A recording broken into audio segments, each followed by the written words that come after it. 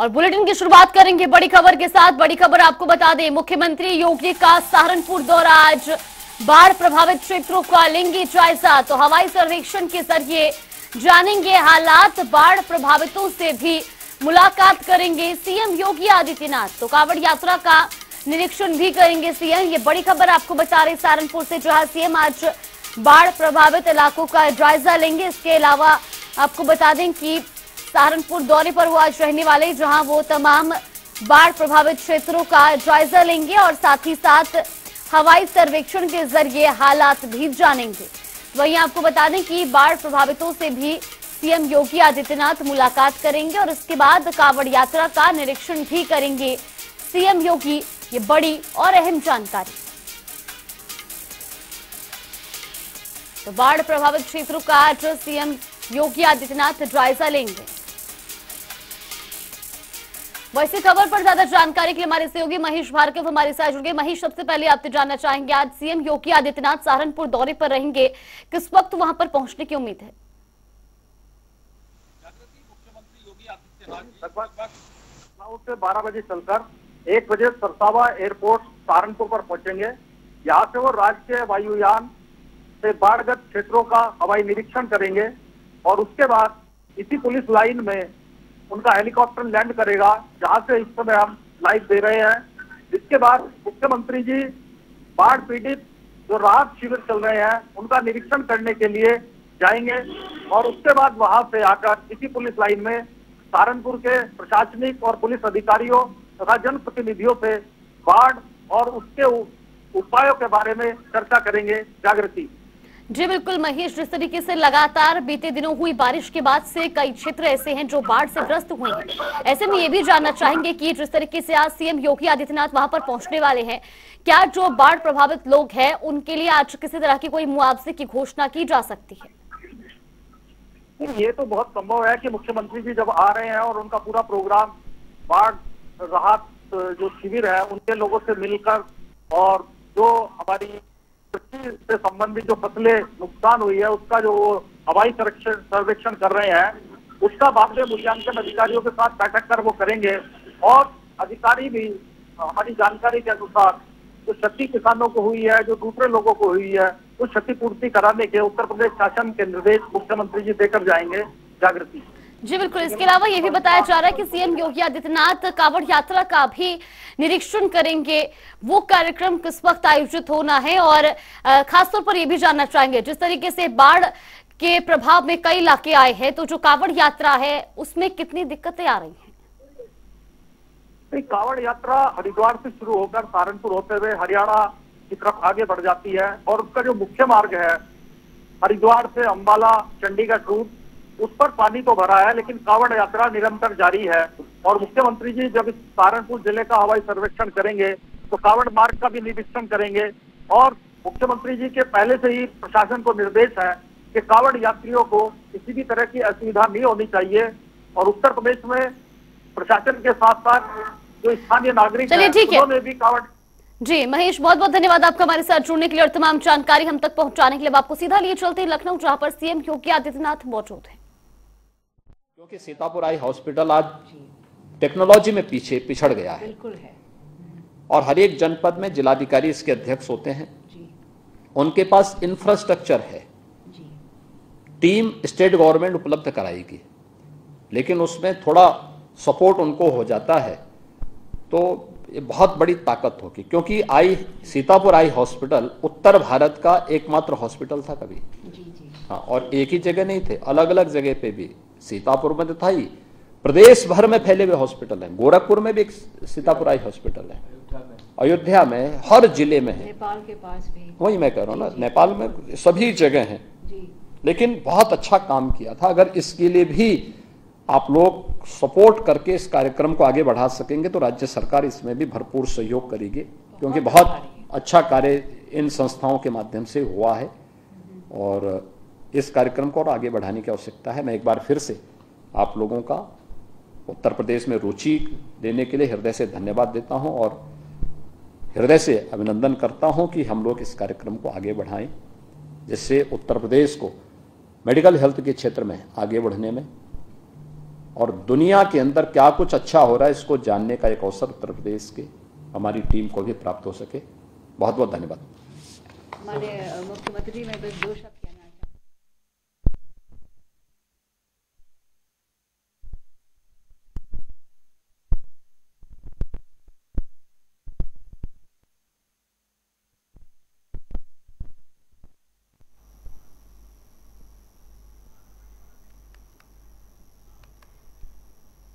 और रुक करेंगे अगली बड़ी खबर की ओर। बड़ी खबर आपको बता दें, आम महोत्सव 2023 का आज होगा आगाज। मुख्यमंत्री योगी आदित्यनाथ करेंगे कार्यक्रम का उद्घाटन। 14 से 16 जुलाई तक ये महोत्सव चलेगा और ऐसे में 725 से ज्यादा आमों की किस्म का यहाँ पर प्रदर्शन लगाया जाएगा। डिप्टी सीएम केशव प्रसाद मौर्य भी इस दौरान कार्यक्रम में शामिल होंगे। ये बड़ी खबर आपको बता रही, जो आज से आम महोत्सव का आगाज होने जा रहा है। तो वहीं आम महोत्सव 2023 का आज आगाज होगा। मुख्यमंत्री योगी आदित्यनाथ कार्यक्रम का उद्घाटन करेंगे। तो 14 से 16 जुलाई तक ये आम महोत्सव चलेगा। इसी खबर पर ज्यादा जानकारी के लिए हमारे सहयोगी टीएन मिश्रा हमारे साथ जुड़ गए। टीएन, सबसे पहले आपसे जानना चाहेंगे, आज से आम महोत्सव का आगाज होने जा रहा है, किस तरह की तैयारियां की गई है? देखिए, आम महोत्सव को लगाने के लिए तैयारियां लगातार चल रही हैं। 725 किस्मों के आम यहाँ पर मौजूद रहेंगे और ये यहाँ का अवध शिल्प ग्राम है, लखनऊ से थोड़ा 10-12 किलोमीटर दूर है। तो वहाँ पर अवध शिल्प ग्राम में महोत्सव लगाया जा रहा है और इसका उद्घाटन खुद सीएम योगी आदित्यनाथ करेंगे। साथ में डिप्टी सीएम कौशल मौर्य रहेंगे और उद्यान कृषि विपणन राज्य मंत्री जो है दिनेश प्रताप सिंह भी रहेंगे, इनके विभाग अफसर रहेंगे। इसमें जो है मध्य प्रदेश, उत्तराखंड, हरियाणा, दिल्ली और कई राज्यों के जो है वो आम उत्पादक आए हैं लखनऊ। तो वो एक तो स्टेक होल्डर्स, आम उत्पादक और सरकार, इन तीनों के बीच समन्वय बना करके आम की बेहतरीन किस्में किधर से बने और आम को कैसे बेहतर तरीके से निर्यात किया जा सके, इस पर भी यहाँ चर्चा होगी।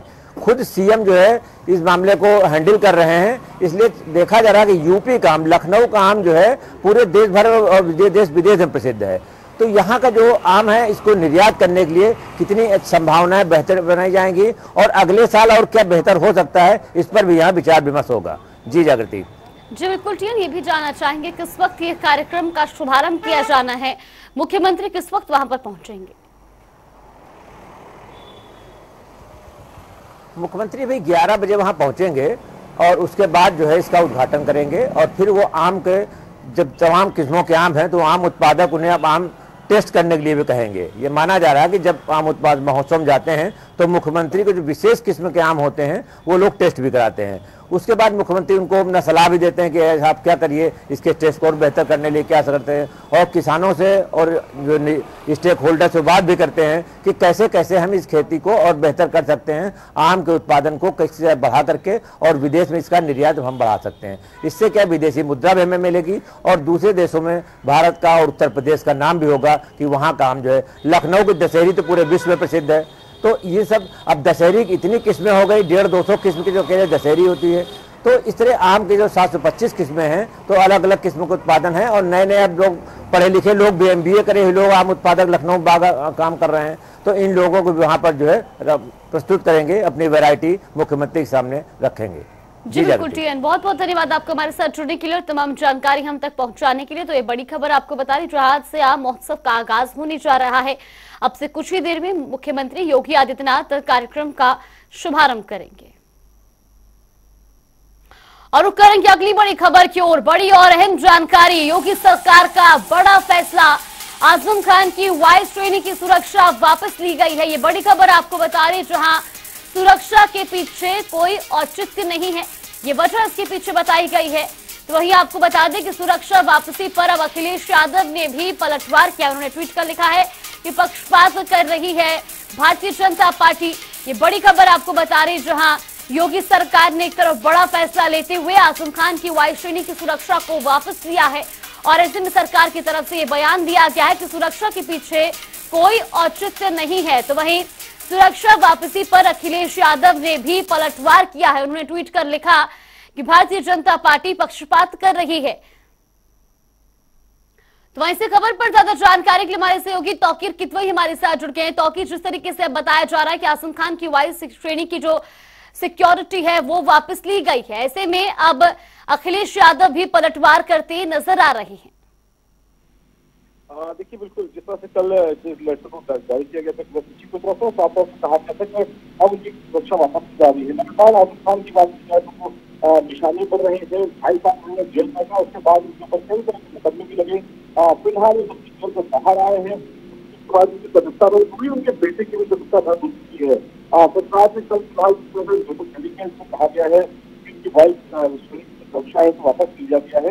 इसको लेकर अखिलेश यादव ने आज काफी आरोप लगाया भाजपा सरकार पर और कहा है कि ये विरोध की जो राजनीति है इनकी भी चर्चा आजम खान को निशाना बनाया जा रहा है। फिलहाल अभी कुछ दिन बाद ही जो प्रदेश अध्यक्ष है समाजवादी पार्टी के संपत्ति हुए इनका स्पॉन्सर भी करने जा रहे हैं आजम खान को लेकर और माना भी जा रहा है कि उसके आरोप लगेंगे। लेकिन जिस तरह से आजम खान की बात की जाए तो काफी अखिलेश में करीब आए हैं। अभी 2 दिन पहले ही मलियाबाद में एक आम की पार्टी रखी गई थी जिसमें रामपुर से आजम खान भी पहुंचे थे, कुछ समय बाद अखिलेश यादव के साथ देखे गए, यानी कि अब आजम खान को लेकर राजनीति एक बार फिर उत्तर प्रदेश में करवा रही है। जी बिल्कुल, तौकीर ये भी जानना चाहेंगे जिस तरीके से अब उनकी सुरक्षा जो है वो वापस ली गई है, ऐसे में क्या उनकी तरफ से कोई भी बयान फिलहाल सामने आया है? देखिए, मैंने कहा कि अखिलेश यादव की तरफ से बयान आ गया है और कुछ देर बाद नरेश उत्तम पटेल जो प्रदेश अध्यक्ष हैं वो भी प्रेस कॉन्फ्रेंस करने जा रहे हैं, यानी कि आजम खान ने फिलहाल इस पूरे मुद्दे पे कुछ नहीं बोला है। पहले दिन उन्होंने लेकिन सुरक्षा पे सवाल खड़े किए तो कहा था कि जो सुरक्षा कर्मी उनके साथ रहते हैं वो भी उनकी रेकी करते हैं, यानी कि वो उनकी विरोधियों को उनकी जानकारी देते हैं। इस तरह के सवाल आजम खान ने खड़े किए थे पहले, लेकिन जिस तरह से अभी उनकी सुरक्षा वापस ले ली गई है, अब उनके पास क्योंकि अब वो विधायक भी नहीं है ना ही किसी सदन के सदस्य है, तो जाहिर तौर पर उनके पास अब किसी भी तरह की कोई सुरक्षा नहीं रहेगी। आने वाले समय में किस तरह से क्योंकि मानसून सत्र भी आने वाला है, यानी कि अब उस तरह के आजम खान के जो मुद्दे हैं वो सदन में भी उठेंगे। जी बिल्कुल, बहुत बहुत धन्यवाद आपको हमारे साथ जुड़ने के लिए और तमाम जानकारी हम तक पहुंचाने के लिए। तो ये बड़ी खबर आपको बता रही, जहां आजम खान की वायु श्रेणी की सुरक्षा को वापस लिया गया है। हालांकि सरकार की तरफ से इस पर बयान सामने आया कि सुरक्षा के पीछे का कोई औचित्य नहीं है। तो वहीं अब इस पूरे मामले पर अखिलेश यादव भी पलटवार करते नजर आ रहे हैं। हथिनी कुंड बैराज से पानी छोड़ने पर आगरा में यमुना नदी का जलस्तर बढ़ गया है। आसपास की बस्ती में पानी घुस गया है और लोगों का घरों से निकलना मुश्किल हो गया है। बढ़ते जलस्तर का जायजा लेने पहुंचे जिला अधिकारी नवरीत सिंह चहल से बातचीत की हमारे संवाददाता ब्रिज किशोर शर्मा ने।